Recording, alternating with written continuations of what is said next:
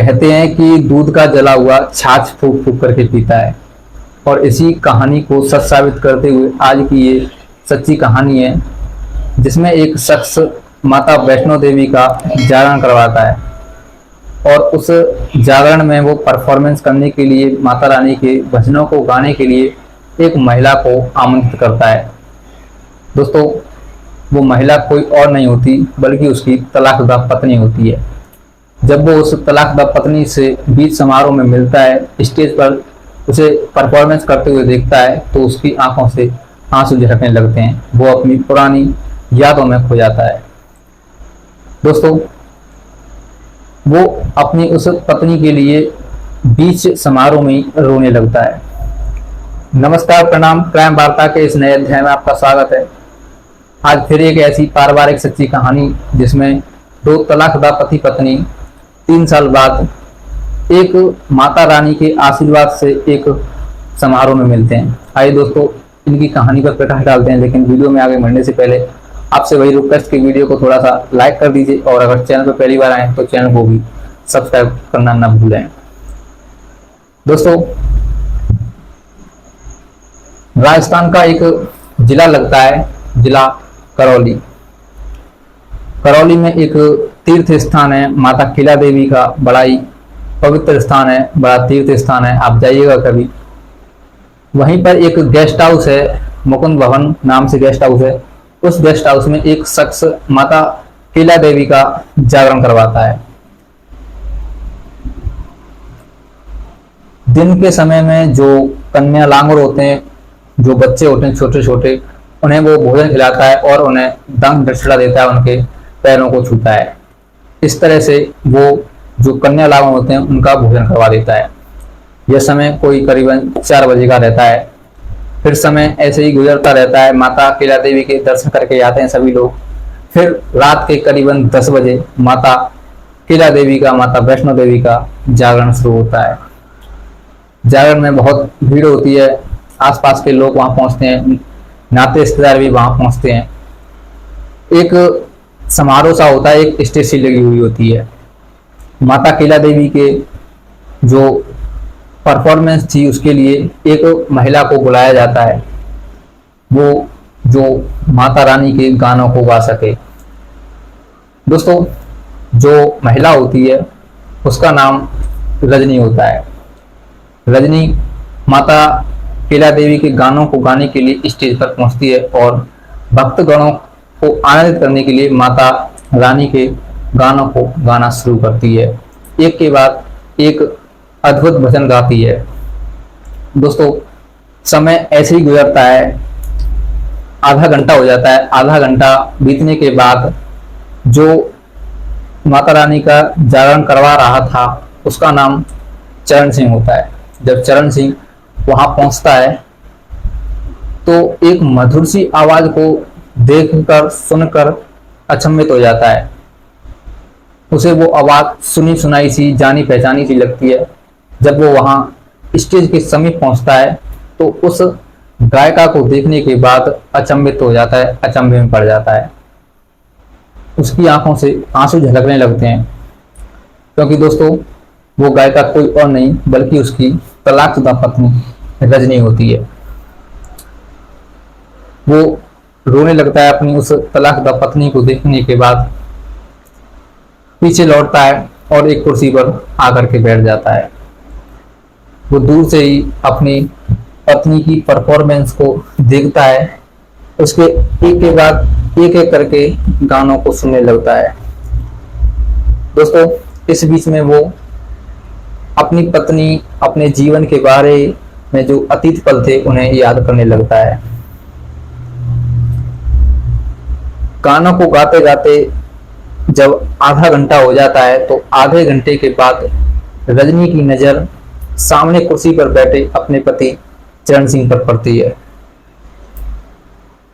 चरण सिंह को देखने के बाद रजनी भी गाते गाते रोने लगती है। उसकी भी आंखों से आंसू झलकने लगते हैं।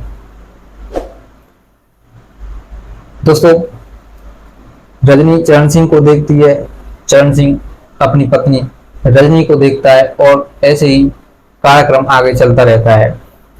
लेकिन दोस्तों रजनी का जो ध्यान था बेशक अपने पति पर था, लेकिन उसने जो मेहनत की थी वो मेहनत माता वैष्णो देवी के माता केला देवी के चरणों में थी। वो अपने भजन गानों में कोई भी कसर नहीं छोड़ती है और उसका जो परफॉर्मेंस था एकदम अच्छा था। सभी लोग उसके लिए तालियां बजाने लगते हैं, तालियां बजा रहे होते हैं।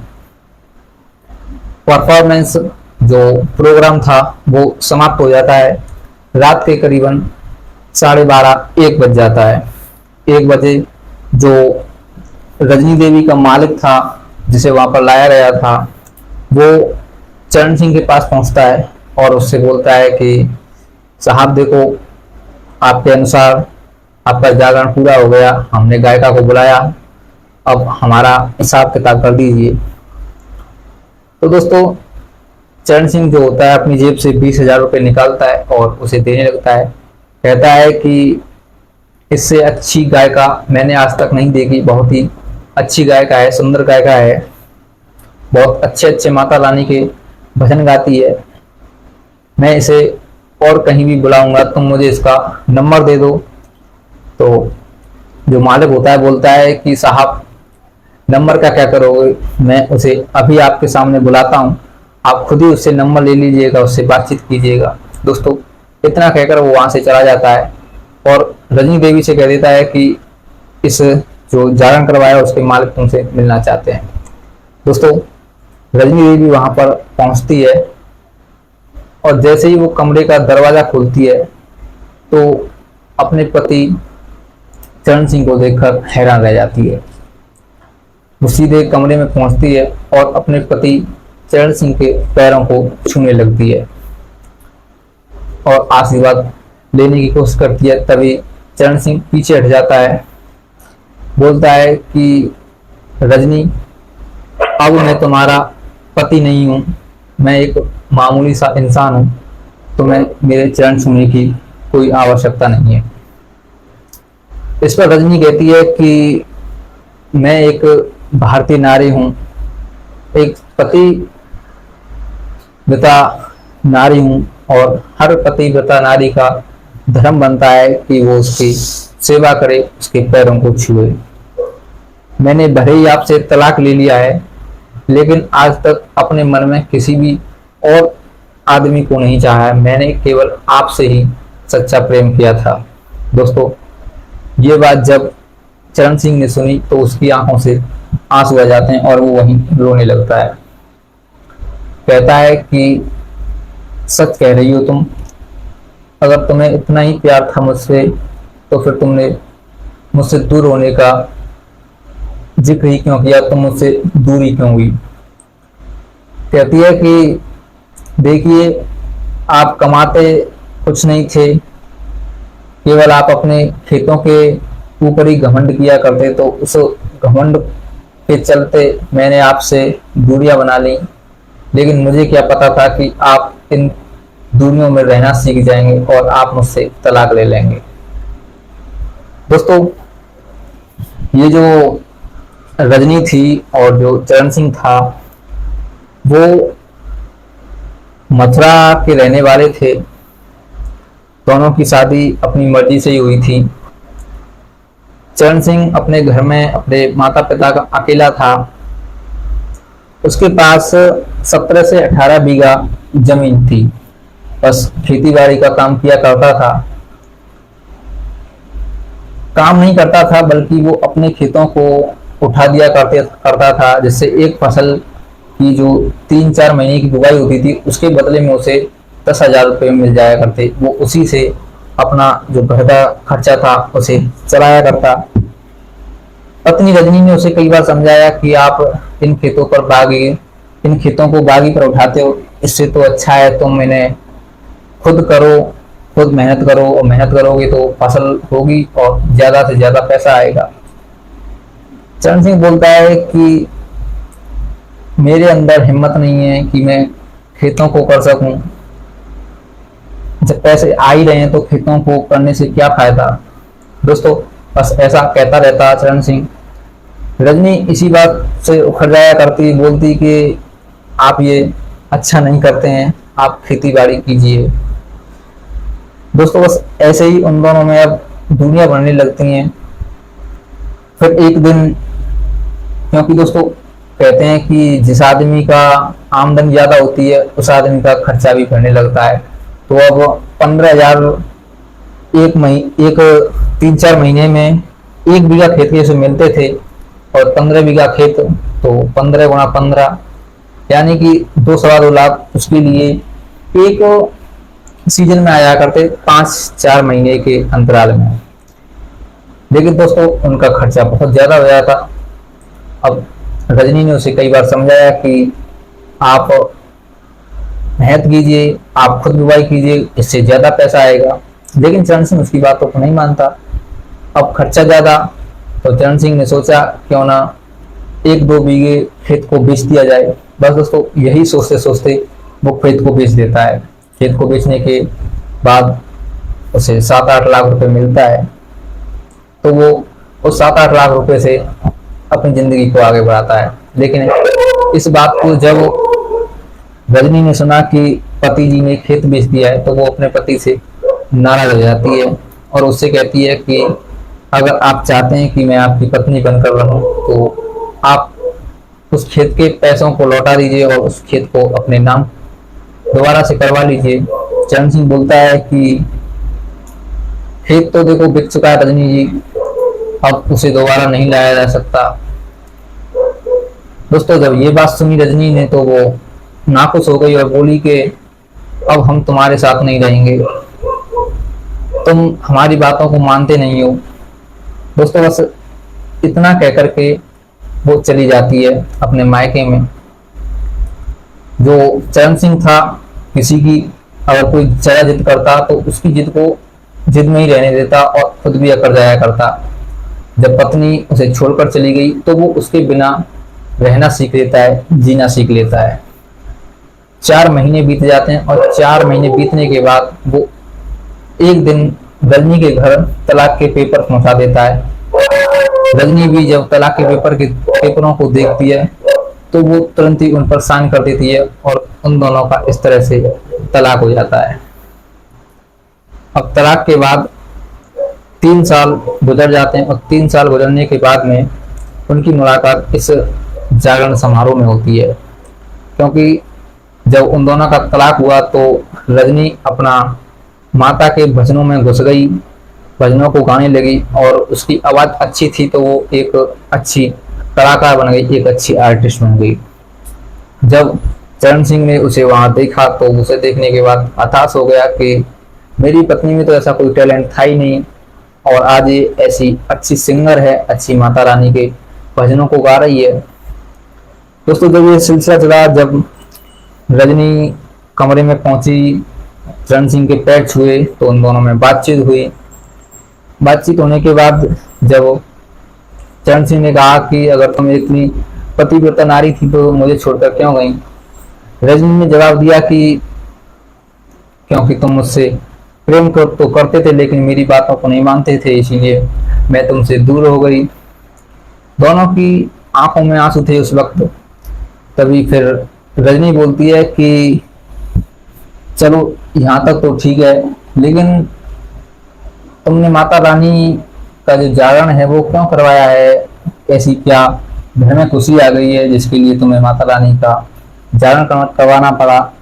तो बोलता है कि मैंने एक मन्नत मांगी थी कि अगर हमारा कोई खेत रोड के किनारे आ जाएगा, जहाँ से रोड निकले, तो मैं उस खुशी में माता रानी का जागरण करवाऊंगा। और माता रानी की कृपा से देखो आज मेरे खेत से ही होकर रोड निकल रहा है।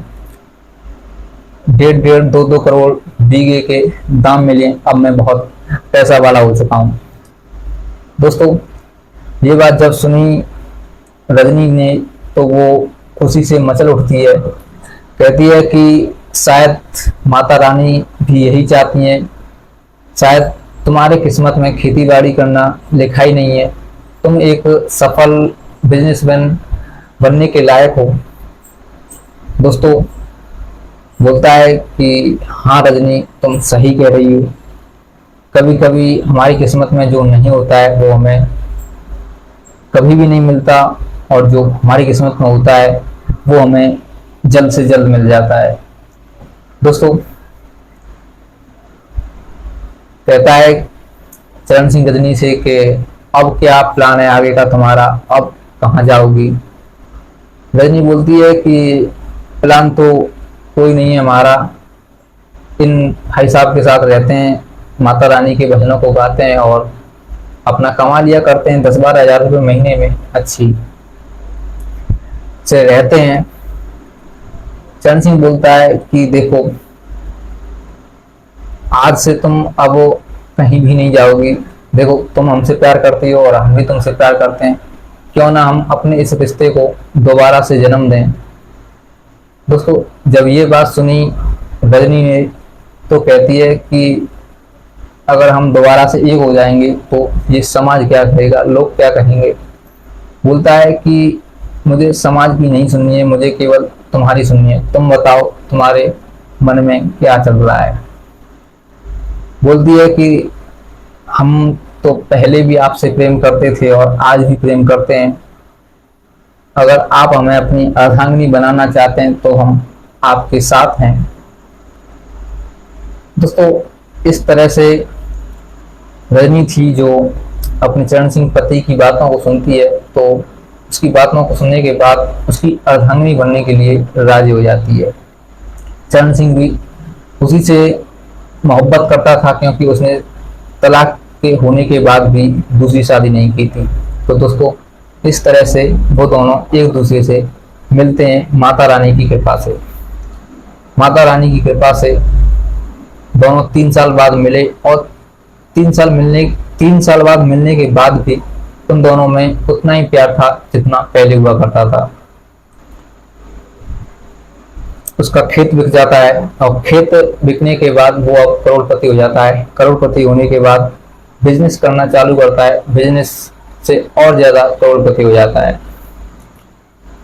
उन दोनों की लाइफ बहुत अच्छी तरह से सेटल हो जाती है। तो दोस्तों, कैसी लगी कहानी? अगर कहानी अच्छी लगी हो तो वीडियो को थोड़ा सा लाइक कर दीजिए, और अगर चैनल पर पहली बार आए तो चैनल को भी सब्सक्राइब करना न भूलें।